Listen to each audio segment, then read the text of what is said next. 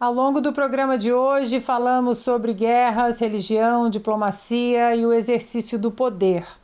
Mas a história nos lembra que existem momentos em que a maior coragem não está em exercer autoridade, sim em estabelecer seus limites. Há quase 500 anos, um dos homens mais respeitados da Inglaterra era executado por se recusar a reconhecer que o rei tinha autoridade sobre sua consciência. Sua morte transformou Thomas More em um dos maiores símbolos da liberdade da consciência na história do Ocidente. Em nossa Semana na História, hoje convidamos você a revisitar as páginas de um homem que escolheu permanecer fiel às suas convicções, mesmo diante do preço mais alto.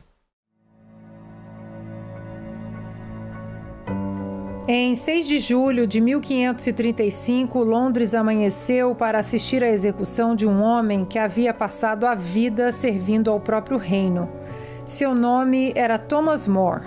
Jurista brilhante, escritor, humanista e chanceler da Inglaterra, ele ocupava um dos cargos mais importantes do país e gozava da confiança do rei Henrique VIII. Poucos imaginariam que aquele servidor fiel da coroa terminaria seus dias condenado por alta traição. Mas sua história jamais foi apenas a história de um homem. Ela representa um dos momentos mais importantes da longa discussão entre o poder político e a liberdade de consciência. Para compreender o que aconteceu, é preciso voltar alguns anos. Henrique VIII desejava anular seu casamento com Catarina de Aragão. Diante da recusa do Papa Clemente VII, decidiu romper com Roma e promover uma transformação que mudaria profundamente a história inglesa. Em 1534, o parlamento aprovou o Ato de Supremacia, declarando o rei como o chefe supremo da Igreja na Inglaterra. Mas não se tratava apenas de uma reorganização religiosa. Pela primeira vez, a autoridade espiritual passava a estar formalmente subordinada ao poder da coroa. Todos os principais funcionários do reino deveriam reconhecer essa nova ordem por meio de um juramento. Thomas More recusou. Sua decisão chama atenção justamente porque não foi um ato de rebeldia. Ele não organizou um movimento político, não escreveu panfletos contra o rei, não incentivou revoltas populares, nem conspirou para derrubar o governo. Escolheu o silêncio. Mas em determinados momentos da história, até o silêncio pode ser interpretado como uma forma de resistência. A recusa de Thomas More representava algo que Henrique VIII não podia tolerar. Se um homem tão respeitado, conhecido por sua integridade e por seu profundo conhecimento das leis, se negava a reconhecer a nova autoridade do rei, isso colocava em dúvida a legitimidade da própria ruptura. More foi preso na Torre de Londres, onde permaneceu por mais de um ano. Durante o julgamento, as acusações de alta traição basearam-se principalmente na alegação de que ele teria negado verbalmente a supremacia do rei. O próprio Thomas More contestou a credibilidade das testemunhas e sustentou sua própria defesa até o fim. Mas a sentença já parecia definida.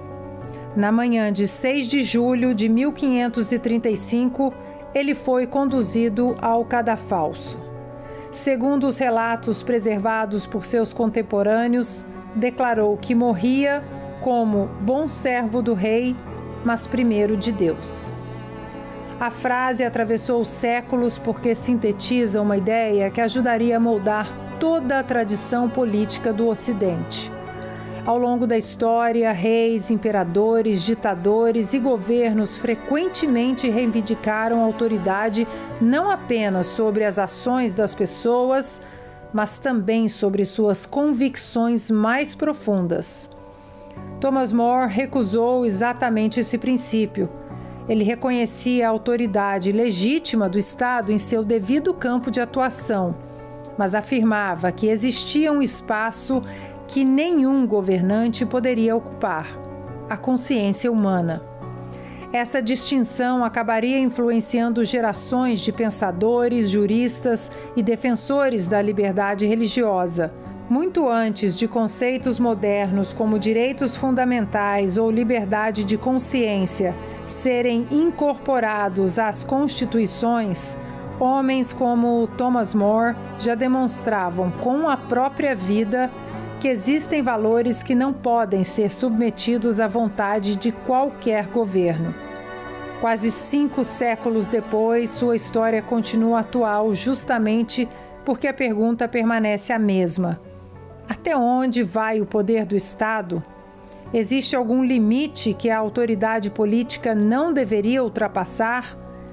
Thomas More respondeu essa pergunta não com um discurso, nem com um tratado jurídico, mas com a própria vida. Os livros de história costumam registrar os feitos daqueles que exerceram o poder.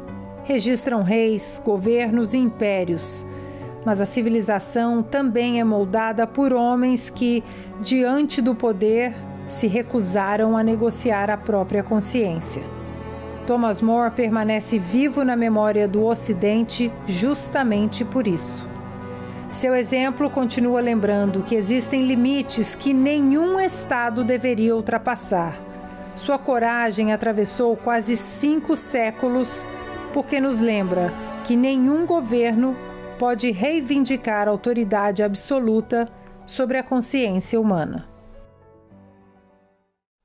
Amigos, separei por questões óbvias, porque todos nós aqui adoramos, né, essa história, Thomas More, mas eu queria também aqui deixar um comentário pessoal, porque essa história me lembra muito um amigo muito querido, e eu já conversei sobre essa história com esse amigo muito querido, que está sofrendo uma injustiça gigantesca, e ele citou Thomas More várias vezes nos nossos telefonemas, que é Felipe Martins.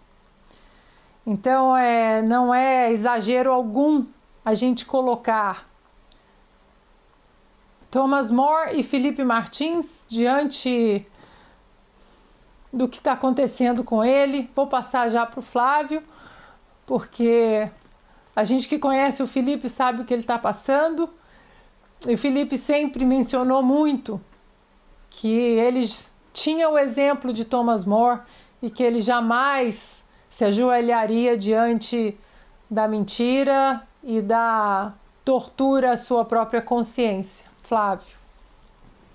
E olha que o Felipe nem católico é, né? Eu lembro quando nós estávamos decidindo, através de um amigo, né, enviar alguns livros para ele na prisão, eu quis mandar o livro A Sós com Deus, justamente as cartas que o Thomas More estava escrevendo, não só para sua família, né, mas parece aquele relato próprio enquanto que ele estava preso. É muito interessante pensar no Thomas More nesse momento, porque São Thomas More, meu santo de devoção por sinal, ele tem uma razão muito específica. Ele não quis que a política estivesse acima da verdade, ou seja, não vai ser um burocrata, não vai ser um rei, não vai ser uma pessoa poderosa que vai defender o que é verdade por mim. Eu continuo com a minha consciência. Se você está dizendo que eu preciso ser degolado para me manter verdadeiro, então vou ser degolado, porque a verdade vale muito mais do que me sujeitar, né? Tratar como Deus qualquer autoridade terrena. Isso é um exemplo muito bonito. E assim, o que é mais interessante no Thomas More, acho que é por isso que ele é meu santo de devoção, porque ele é extremamente diferente de mim. Ele é o oposto de mim em muitas coisas, né? Ele estava dando risada, assim, é engraçado você notar como ele tá contando piada o tempo todo, sabendo que vai morrer dali a pouco tempo. Inclusive dizem, né, que uma das últimas frases, ou talvez a última frase que ele disse na vida, foi quando ele entrou no cadafalso. Ele tinha uma barba assim pra baixo, né, ele entrou, a barba ficou presa no cadafalso, ele puxou a barba pra fora e disse pro verdugo, né, a minha barba não cometeu alta traição, foi só a minha cabeça, mas a minha barba vai inteira. Esse é o nosso grande santo, né? Então fica um recado aqui para quem tem a verdade acima da política. Eu quero, então, já que falamos, né, do nosso querido e inspirador amigo Felipe Martins, eu quero citar uma frase exatamente que faz essa conexão do Felipe com Thomas More, uma frase que o Felipe disse em uma das audiências na frente de um juiz, e que você mostra por que eles estão ligados, né? Quase 500 anos depois. O Felipe diz o seguinte, abro aspas, não delatei, não delato e não irei delatar porque não há o que delatar. Lembrando que fizeram uma pressão absurda para que o Felipe inventasse mentiras sobre o presidente Bolsonaro. Não falarei nada que possa causar injustiça ao presidente, a outras pessoas, a quem quer que seja. Eu preferiria, como prefiro até hoje, sofrer uma injustiça a ser injusto com outra pessoa, porque isso é o que importa. Eu não respondo apenas à minha consciência, eu respondo também a Deus e sei que prestarei contas dessas coisas. A gente tem esse vídeo. Vamos dar uma olhada? Não delatei, não irei delatar e não fiz isso porque não há o que delatar. E eu não falarei mentiras, não falarei nada que possa causar injustiça ao presidente, a outras pessoas, a quem quer que seja. Eu preferia, como prefiro até hoje, sofrer uma injustiça do que ser injusto com outra pessoa. Porque é isso que importa. Eu não respondo apenas à minha consciência, respondo também a Deus e sei que prestarei conta dessas coisas. Tá aí, Bernardo, nosso querido amigo Felipe Martins conversando com a aura de Thomas More. Se você me dissesse que era uma frase de Thomas More, eu teria acreditado, né? O Thomas More, ele dizia que a lei da consciência de cada homem é a lei de Deus. E que quando a morte sorri para você, você deve sorrir de volta, né? O homem bom deve sorrir de volta para a morte. No sentido de que a morte para nós não deve ser uma surpresa, né? Mas um fato inevitável para a qual a vida se direciona e através da qual nós encontraremos Deus, a quem prestaremos contas da vida vivida, né? E não importa a situação que nós estamos, Ana, seja aqui gravando com você ao vivo esse programa, seja num cárcere como o Felipe está, em situações de tortura, uma situação horrível, eles podem tirar tudo de nós, mas a nossa liberdade interior ninguém pode tirar.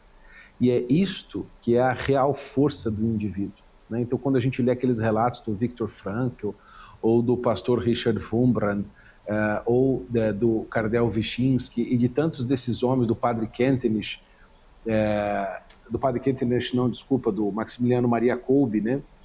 Desses homens que morreram, ou deram a vida, ou lutaram, sobreviveram ao cárcere, né? E a situações terríveis, você vê que a força interior e a liberdade de não se render interiormente e de prestar contas a Deus daquilo que você está fazendo, de encontrar sentido profundo naquilo, é o que faz a prisão parir santos, parir gigantes, pessoas que mudaram o mundo enquanto ninguém se lembra dos seus algozes, dos seus verdugos, dos seus perseguidores, né?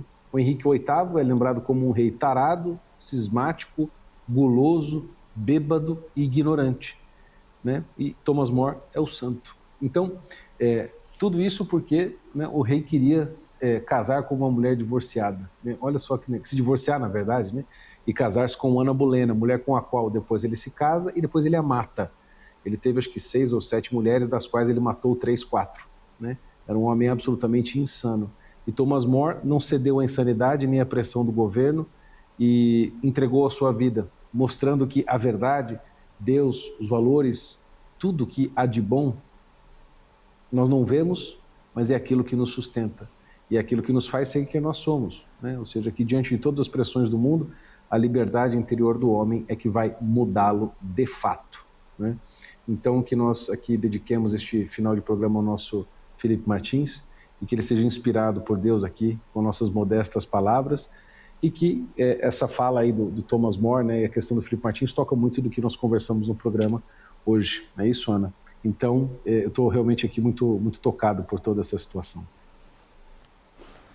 Ivan, suas considerações sobre Thomas More? Você que está aí, né? Gostaria muito de ouvir a sua perspectiva de quem mora aí, de quem de repente escuta histórias em loco, até lugares que você possa ir, né? Que inspiram e que falam com você através da forma física desses passeios. Eu queria aproveitar uma pergunta para o Ivan aqui. Eu sei que o corpo dele está em Londres, mas já ouvi de um amigo que tentou visitar o corpo e disse que não é tão aberto assim a visitação, é uma coisa meio esquisita. É verdade isso? Você sabe de alguma coisa? Não, é verdade, Bernardo. O acesso é bem limitado, mas as pessoas que vêm a Londres ou que estão a Londres, ali na City of London, a aproximadamente 10 minutos a pé da Tower of London, fica o local onde era a casa de Thomas More. E eles colocaram uma placa ali, então tem uma placa sinalizando. Eu já estive lá em mais de uma oportunidade, e sempre tem alguém ali também fazendo alguma oração, algum registro, alguma coisa. Então eu convido as pessoas, os brasileiros, enfim, que moram em Londres ou que estão passeando em Londres, não custa nada, já fica ali perto mesmo de um ponto turístico, esses 15, 20 minutos a mais ali para visitar esse local. Hoje é um prédio, né? Mas pelo menos ali tem aquela placa, aquele registro. E olha, acho que dos 4 aqui, eu sou o único que nunca conversou, né, com o Felipe Martins, mas eu fiquei profundamente agora tocado mesmo pela conexão, Ana, que você fez entre o Felipe Martins e o Thomas More, em salvas devidas proporções, obviamente. Ele é o Thomas More desse momento, e daqui 100 anos, daqui 200 anos, eu acredito que as frases do Felipe Martins estarão nos livros de história contando o momento que nós estamos vivendo hoje. Eu espero que daqui 200, 300, 500 anos, como o caso do Thomas More, não só a história do Felipe Martins, mas como tantos outros, né, como do Clesão, que a gente precisa citar, que está dentro desse contexto, né, se ecoem no tempo, como disse o Bernardo, e dos algozes ninguém mais se lembre. O que fica, não é para a eternidade. E tem uma frase que ficou justamente para a eternidade aqui, atribuída ao Thomas More, que acho que define e amarra tudo que foi dito aqui. Muito próximo, né, também ali da execução, da morte, ele teria dito o seguinte, até vou ler para não errar aqui nenhuma palavra, abre aspas: morro como bom servo do rei e em primeiro lugar de Deus, fecha aspas, Thomas More. Ana, devolvo para você. Bom, a gente deixa também um abraço apertado, um beijo carinhoso para Anne, esposa do Felipe Martins, grande mulher em todos os sentidos que vocês possam imaginar. Um beijo para você, Anne.